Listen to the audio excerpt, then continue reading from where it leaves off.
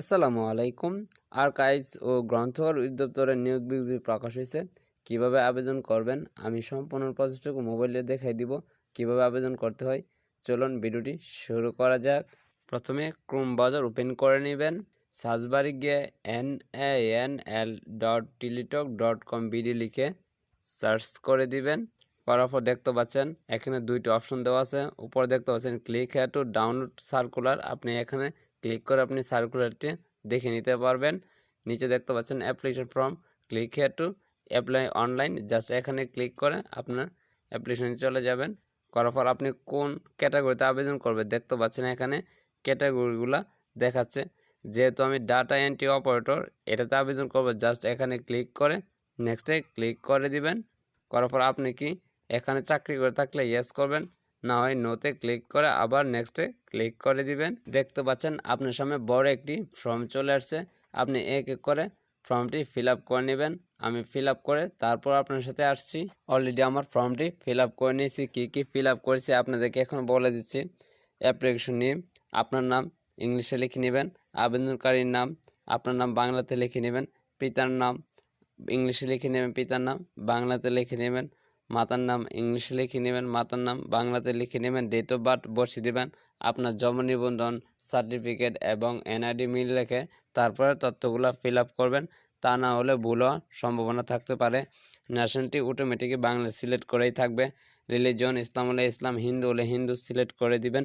Gender mail হলে mail, female হলে female select করে দিবেন।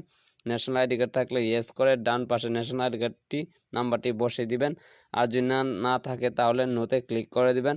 বার্থ রেজিস্ট্রেশন জন্ম নিবন্ধন যদি থেকে থাকে ইয়েস সিলেক্ট করে ডান পাশে জন্ম নিবন্ধন নাম্বারটি বসিয়ে দিবেন। যেহেতু আমার না এর জন্য আমি নোতে ক্লিক করে দিয়েছি।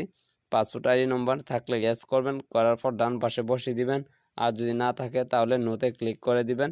মেরিটাল স্ট্যাটাস আপনি যদি বিবাহিত হয়ে থাকেন তাহলে মেরিট দিবেন, না হয় সিঙ্গেল সিলেক্ট করে দিবেন।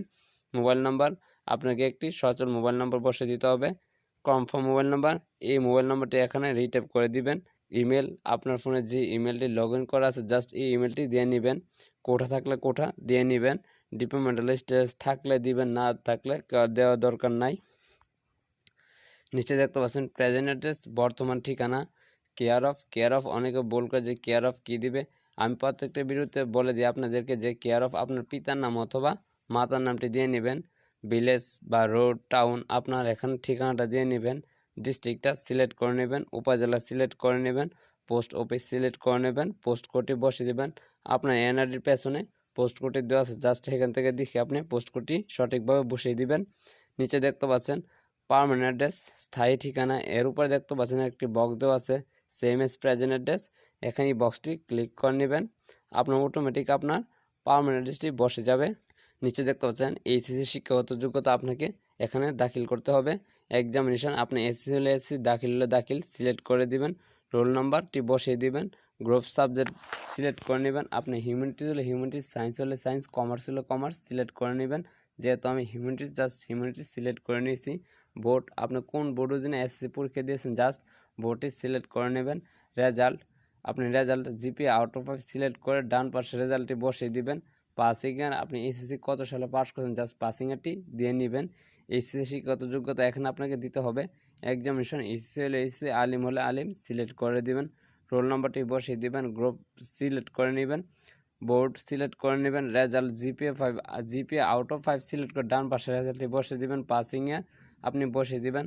আপনার আরও যদি কোনো শিক্ষাগত যোগ্যতা থেকে থাকে এখানে দেখতে পাচ্ছেন গ্র্যাজুয়েট শিক্ষাগত যোগ্যতা, জাস্ট এখানে বক্সে ক্লিক করে আপনার শিক্ষাগত যোগ্যতাটি দিয়ে নেবেন। যেহেতু আমার কোনো শিক্ষাগত যোগ্যতা নেই এর জন্য আমি বক্সটি তুলে দিচ্ছি।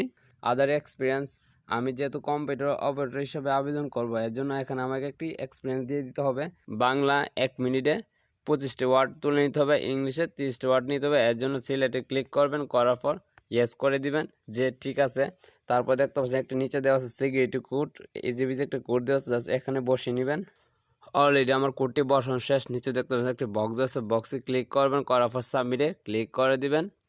আমি আগে যে ইনফরমেশনগুলো ফিল আপ করেছিলাম সবগুলো ইনফরমেশন এখানে চলে এসেছে। আপনার যদি কোনো ইনফরমেশন ভুল হয়ে থাকে এটি সংশোধন করার জন্য নিচে দেখতে পাচ্ছেন change needed, click here two edit the application, এখানে ক্লিক করে আপনি চেঞ্জ করে নিতে পারবেন। কোনো যদি ভুল ত্রুটি হয়ে থাকে যেহেতু আমার ভুল ত্রুটি নাই, এর জন্য আমি নিচে চলে আসছি। আসার পর দেখতে পাচ্ছেন ফটো এবং সিগনেচার আপলোড করতে হবে। অবশ্যই আপনার ফটো 300x300 পিক্সেল হতে হবে, সর্বনিম্ন 100 KB। আপনারা যদি না জানেন কীভাবে 300x300 পিক্সেলের ফটো করবেন, তাহলে অবশ্যই আমার ভিডিও ডিসক্রিপশন বক্স থেকে দেখে নেবেন। ভিডিওটা খুব সহজে আপনি করে নিতে পারবেন আপনার ফটো 300x300 পিক্সেলের ফটো এবং সিগনেচার 380 পিক্সেলের করার জন্য অবশ্যই আমার ভিডিও ডিসক্রিপশন বক্স থেকে জাস্ট ভিডিওটা দেখে নেবেন, তাহলে খুব সহজে আপনার সিগনেচার এবং ফটো করে নিতে পারবেন। যেহেতু আমার করা আছে এর জন্য আমি গ্যালারি থেকে জাস্ট নিয়ে নিচ্ছি। অলরেডি আমার ফটো এবং সিগনেচার নেওয়া শেষ। নিচে দেখতে পাচ্ছেন একটি বক্স আছে, বক্সে ক্লিক করবেন, করার পর সাবমিটে ক্লিক করে দিবেন। অলরেডি আমার আবেদন করা শেষ। অ্যাপ্লিকেশন কপি ডাউনলোড করার জন্য নিচে দেখতে পাচ্ছেন ডাউনলোড, জাস্ট ডাউনলোডে ক্লিক করে নেবেন।